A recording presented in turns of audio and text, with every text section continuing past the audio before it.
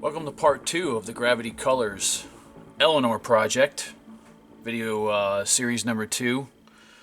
I'm Dave Thibodeau from DT Model Art. Last time I left you, basically I told you I was going to clean up the body with some 600 grit sandpaper and scribe my panel lines with my trusty panel line scriber, as you can see here, which is just an X-Acto knife. I have accomplished that. And if you look really close, you can see the panel lines are nice and deep. The finish on it's nice and smooth. I've sanded out all the imperfections that were in there. So it's ready for primer. I also, even though this isn't the prettiest thing, I mean, it doesn't matter. I want to get all this bulky mold stuff that looked like this piece back here, which won't matter. That's not going to be interfering with anything. No one's going to see that. It's not like I'm not opening up the trunk on this thing. But I cleaned this up and got it smooth so that it'll be a lot easier to paint that and make it look a little nicer inside there. It just to clean it up. I don't like to have things like that big bulky square scale production symbol or the mold block that was there from detaching the body from the mold at their factory. Overall, I'm pleased with it. It's a great, like I said, it's a great looking body, but I've deepened all the mold lines. I've also taken the kit bumper out of the AMT GT350 kit, de-chromed it, sanded it down. I also cut off the little stock bumperettes that were on the edges here, and I proceeded to glue this on. It'll be a lot easier to paint and mask over this than to do it separately, so I just added it on there. The hood has been sanded smooth. No, that's not 4 holes there. I actually made a mistake. I had to back them up a little bit, so I filled in my original drilled holes and put 2 new ones. I don't know if I'm going to make functioning hood pins for this or not, but I want to have an area where I can mark where I can put a hood pin if I want to, and maybe make a stalk on the engine bay somewhere. I haven't figured that out yet, but that will be later in the build. So this thing's ready for primer. I'll be priming this, of course, with, like I mentioned before, the Gravity Colors Gray Surface Primer. Good stuff. I'll be meeting you out in the booth shortly to use that. But before we do that, I also want to show you I've actually accomplished the wheels on the car. I've got them done. Now, a lot of people, they build this car and they say the gold wheels are wrong, or it should be the body color of there should be the pepper gray on the centers. It varies. I'm building mine like the Hero car, like I mentioned earlier. So what I did is I took a mixture of Brembo Gold, Gravity Colors, Brembo Titanium Gold, 1 part of this and 3 parts of the Eleanor Pepper Gray, and mixed them together and shot them over black primed wheel centers. And this is what I got. A nice goldish tone. It looks a lot brighter in, of course, the video than what it really is. So basically, it varies. I mean, it's what I want to have this car look like, the Hero car. I want the wheels to look substantially different than the pepper gray body, so that's what I went with on mine. They're all together. These are little photo etch centers right here. Those little 3-prong photo etch pieces. Those are your knockoff or your spin-offs. Very nice job by Scale Production on those. So my wheels are done. And let's just give you a little bit of a taste. Here's a little bit of a mock-up for you of how cool that is going to look in there. I mean, that is just gorgeous. I want my car, like I said, I want it to sit right, so it's going to sit fairly low, like it does right here. It's just going to be a beautiful car. I'm really pumped and psyched to do this thing. So meet me out in my booth shortly, and we'll get the body primed.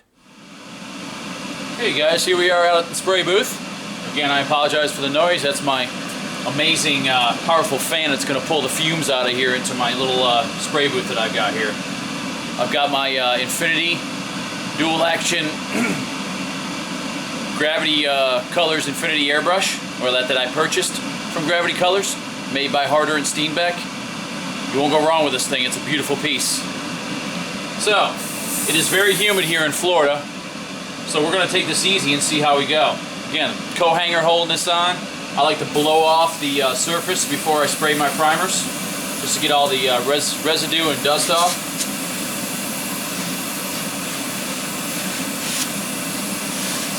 And here we go.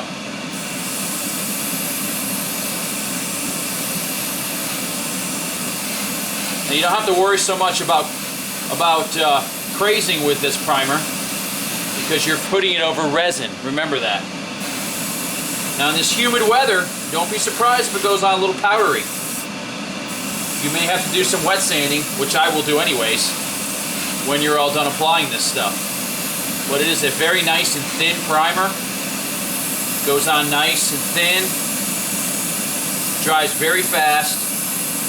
Has decent coverage. I'm sorry, it has decent filling capabilities, but not too much.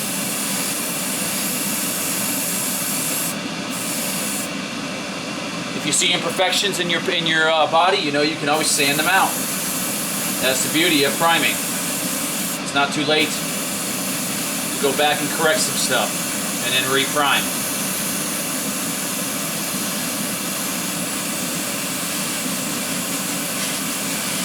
Nice even strokes. I don't like to sit here and be like a dizzy bee with it and sit here and you know, twirl my airbrush around like this. I'm just doing easy coverage strokes like this, back and forth, almost like a real gun on in an automotive booth on a full-size car.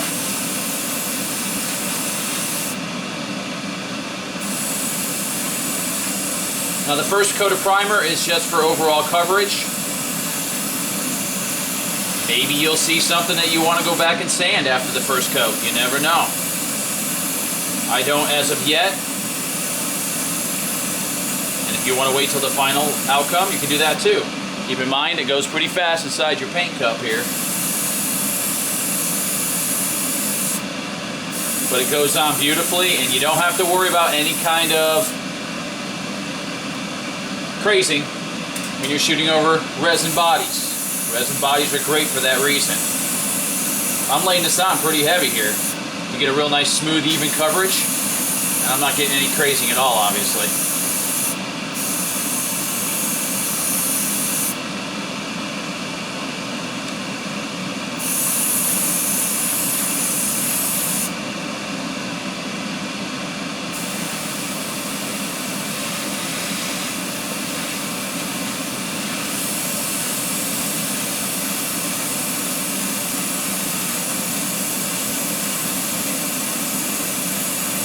Remember, with resin, you have to make sure you degrease the body very well. I did not go over that, and I apologize, so I will cover that now. You must degrease the body either with a automotive degreaser or some kind of a Castrol Super Clean to soak the body in. But there's our first coat right here on the body so far. Get you a close-up here.